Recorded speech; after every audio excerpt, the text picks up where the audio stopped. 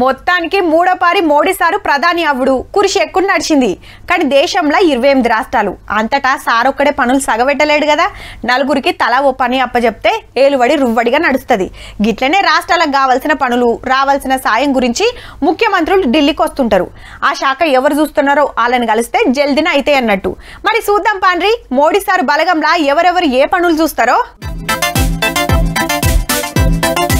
Right, ఇప్పుడు కూడా centre police మంత్రి అమిత్ షా సారే అమరులైన పోలీసులకు నివాళులర్పించి ఆఫీస్ కు రాగానే బండి సంజయ్ సార్ ఎదుర్కొన్నాడు. మన సారే మరి సెకండ్ పోలీస్ మంత్రి కిషన్ రెడ్డి సార్ కేమో బొగ్గు గన్ల షాక్ ఇచ్చిండ్రు. మేము రానున్న రోజుల్లో బొగ్గు కొరత లేకుండా దాన్ని మరింతగా మరి ఏ రకంగా ఉత్పత్తి పెంచాలనేటువంటి విషయంలో కూడా ఆలోచన చేస్తామనే విషయాన్ని ఈ సందర్భంగా మనవిస్తున్నాం. 71 మంత్రులుంటే 12 మందికి పాత శాఖలే. పైసల మంత్రి నిర్మలమ్మ, రక్షణ శాఖ రాజ్నాథ్ సింగ్, రోడ్లకు గడ్కారీ, రైల్వేకి అశ్విని వైష్ణవ్, బిజినెస్ లు పీయూష్ గోయల్, చదువులకు ధర్మేంద్ర ప్రధాన్, బయట దేశాల వ్యవహారాల మంత్రి జయశంకర్ సారు. 5 ఏళ్ల కిందట దవాఖాన్ల మంత్రిగా చేసిన నడ్డా సార్ కు మళ్ళా గదే వచ్చింది. శివరాజ్ సింగ్ కు వ్యవసాయము, మనోహర్ లాల్ ఖట్టర్ కు కరెంటు, కుమారస్వామి సార్ కు పెద్ద కంపెనీల శాఖలు వస్తాయి. ఈ ముగ్గురు కూడా పాత సీఎంలు. గాలి మోటార్లను చూసుకునే జిమ్మదారి cycle party MP Rammohan Naidu sir కు వచ్చింది.